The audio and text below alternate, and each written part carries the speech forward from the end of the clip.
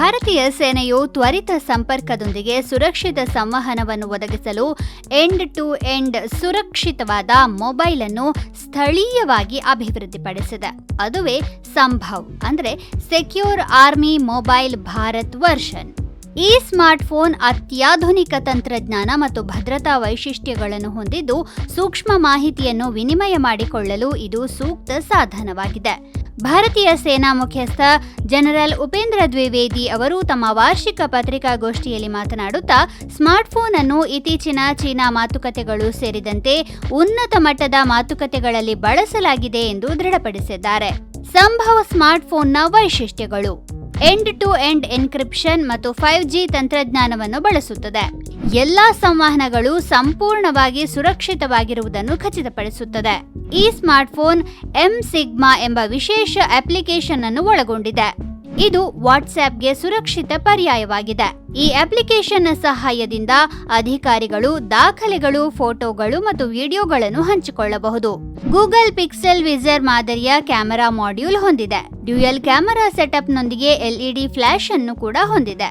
ಕೆಲವು ಸೇನಾ ಅಧಿಕಾರಿಗಳ ಸಂಖ್ಯೆಗಳನ್ನು ಪೂರ್ವ ಸಂಗ್ರಹಿತವಾಗಿ ಹೊಂದಿದೆ. ಪ್ರತ್ಯೇಕವಾಗಿ ಯಾವುದೇ ಅಧಿಕಾರಿಗಳ ದೂರವಾಣಿ ಸಂಖ್ಯೆಯನ್ನು ಸೇವ್ ಮಾಡಬೇಕಾಗಿಲ್ಲ. ಸೂಕ್ಷ್ಮ ಡೇಟಾವನ್ನು ಸುರಕ್ಷಿತವಾಗಿಡಲು ಇದು ಅತ್ಯುತ್ತಮ ಗೂಢಲಿಪೀಕರಣ ತಂತ್ರಜ್ಞಾನವನ್ನು ಹೊಂದಿದೆ. ಸೈನ್ಯ ಅನುಮೋದಿತ ಅಪ್ಲಿಕೇಶನ್ಗಳನ್ನು ಮಾತ್ರ ಇನ್ಸ್ಟಾಲ್ ಮಾಡಲಾಗಿದೆ. ಯಾವುದೇ ಥರ್ಡ್ ಪಾರ್ಟಿ ಅಪ್ಲಿಕೇಶನ್ ಬಳಸಲಾಗುವುದಿಲ್ಲ. ಭಾರತೀಯ ಸೇನೆಯು ಈಗಾಗಲೇ ಸುಮಾರು 30,000 ಸಂಭವ್ ಸ್ಮಾರ್ಟ್ಫೋನ್ಗಳನ್ನು ವಿತರಿಸಿದೆ.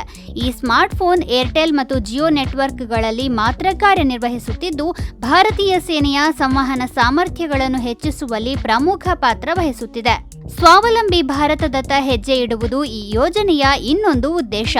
ಇದು ಭಾರತೀಯ ಸೇನೆಯ ಭದ್ರತೆಯನ್ನು ಬಲಪಡಿಸುವುದಲ್ಲದೆ ಸ್ಥಳೀಯ ತಂತ್ರಜ್ಞಾನಗಳ ಅಭಿವೃದ್ಧಿಯನ್ನು ಉತ್ತೇಜಿಸುತ್ತದೆ.